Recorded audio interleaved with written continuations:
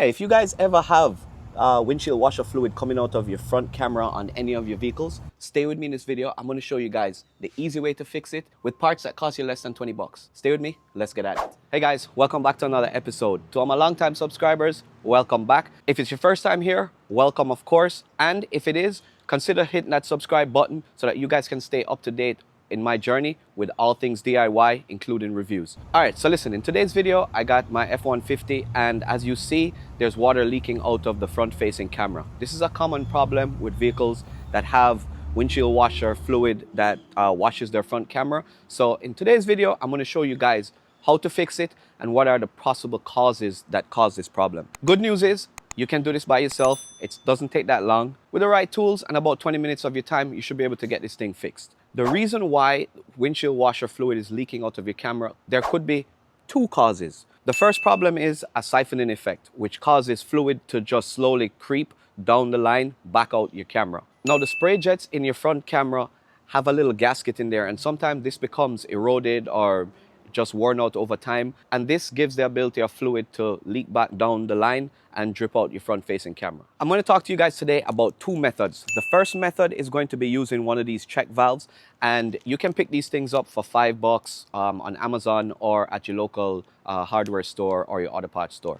These are universal, so depending on which vehicle you have, it doesn't really matter. You can use these to fix one of the first problems. And the next fix we're going to talk about is actually specific to my car, which is the F-150, and this is the spray nozzle that is attached to your camera. Now, these are a little bit more expensive. I think I got this one for like 15 bucks. So in the grand scheme of things, it's still not that expensive. So 15, 20 bucks, depending on which method you want. I'm going to show you both, and you guys can choose and decide which one is right for you. Now, the check valve method is going to be the fastest and easiest method. This one is a little bit more time consuming. However, you can get both of them done no matter which one you choose within 20 minutes, 30 minutes max. All right, enough talking. Let's go ahead and fix this windshield washer in the front camera. All right, guys, in order to get to this jet right here behind this camera, we're going to have to remove some stuff on the F-150. Now, take a look over here. Now, if you look here, you're going to see these grommets. They're located all around this little cover right here. And what you want to do is you want to get yourself a pry tool like this, so that you can reach up under them and pry them up. And it's pretty easy. All you got to do, if you don't have one of these, is use a screwdriver, slide the head underneath the grommet, pry it up, and pull these things out. The key to removing these grommets is just take your time, and it's pretty easy to pry up the center piece first. And then once you got the center piece up, you can go ahead and remove the actual grommet. Now, if you notice on the end of the fender, you're going to have these grommets as well. You want to remove these as well because you're going to have to pry up a part of the fender to get access to removing the front grille. Once you got all the grommets removed, you can go ahead and remove the cover shield. All right, so the first thing you want to do once you have your cover shield removed is you want to look for the hose that's going down to your camera. In my case, it's here. And if you can, you want to see if you can fish it out, and you should see a valve that looks like this. Now, this is the old check valve. And usually, sometimes these things go bad. So what we're going to do is we're going to replace it with the new check valve.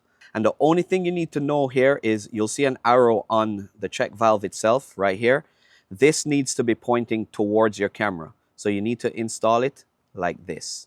All you need to do is pull the hose like this, and it should disconnect from the check valve. And all you need to do is plug in your new check valve like this, and remove the old check valve again, like this. All you need to do now is push your check valve all the way in and make sure it's nice and tight. Now, you also, if you want, you can put a zip tie on either side just to hold it in place. You don't necessarily have to. If you've done this, you can go ahead and refill your windshield washer fluid and check it to see if that works. If it did, you're done with the first part. But if it didn't, and you want to know how to change the jet, stay with me and let's move on to the next step. If you replace your check valve, you can then go ahead and slide the grommet. You can go ahead and slide the hose down and slide it into the slot where it was held in place. Now, if you notice here, you're going to have 4 bolts, 1, 2, 3, and 4. You're going to remove this with a 10mm socket.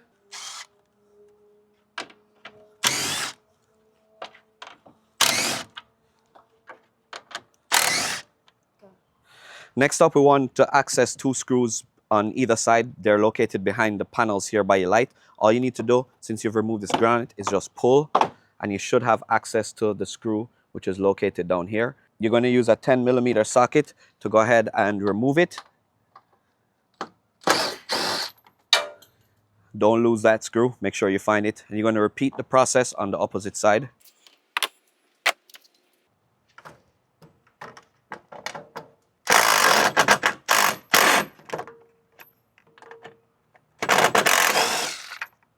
I couldn't see either of the screws. It's okay.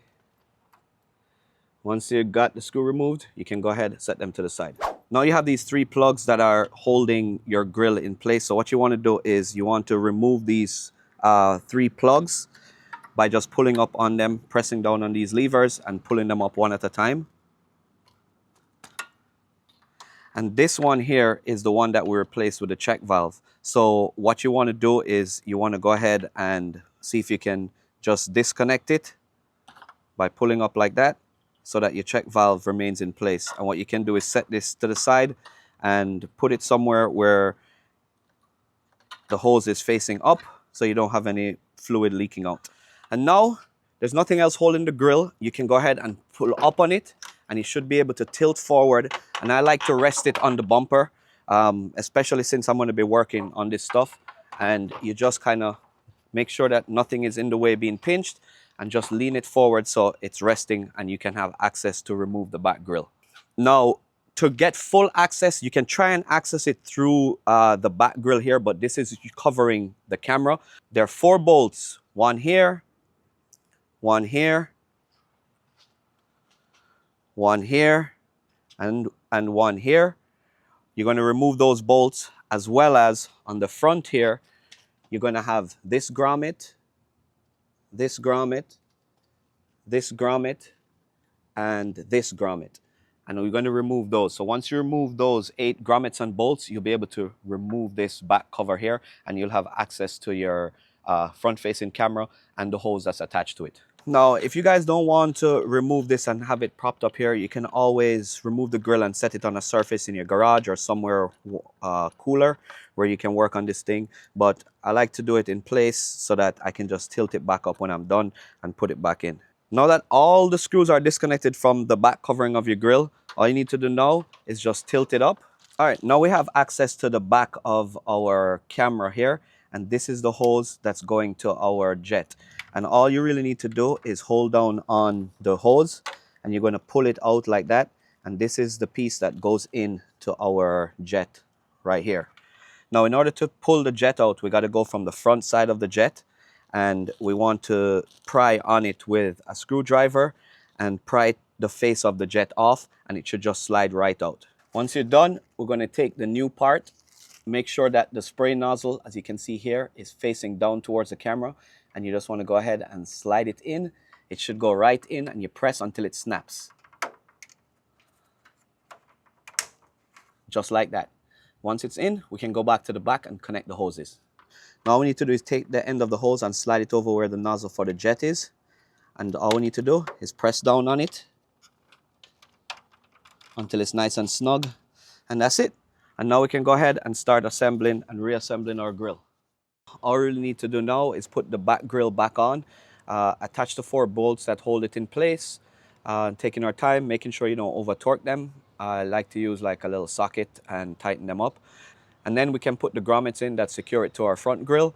And once we're done, we can lift it in place, put the 2 bolts back in that are connected to the side panels for our lights, put the trim pieces back on, insert the 2 grommets. Once we're done with everything and we're back to the top of our engine, we can see our cable here that we disconnected for our windshield washer fluid. And these are the 2 electrical connections. Go ahead and reinsert the electrical connections, waiting and making sure you push them until you hear them click into place. Now we can go ahead and connect our windshield washer hose to the back of our check valve, pushing it in firmly and making sure that it's nice and snug. Once you know it's nice and snug, we can go ahead and put it back in the slot where it's held in place, and we can go ahead and secure it using the grommet that was holding it in place. Once we're done with that, now it's all a matter of putting the cover back on here, and then we can wrap this thing up. Now we can go ahead and put the bolts back in.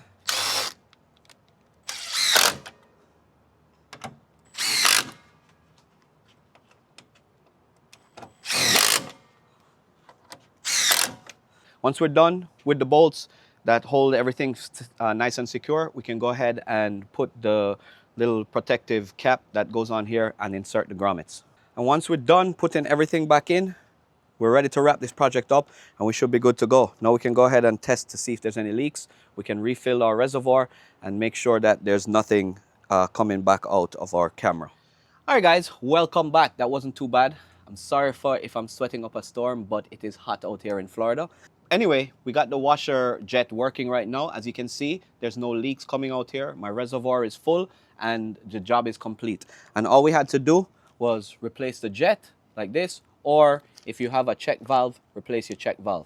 Now, here's a quick tip. For the check valve, if you can just find a place on that hose that's going down to the camera, all you need to do is cut it and insert this, making sure that the arrow is facing towards the camera itself. You don't have, if you can't find the existing check valve that's there, just put this one in. That way you don't have to tear everything apart. That might be the first and easiest method for you guys.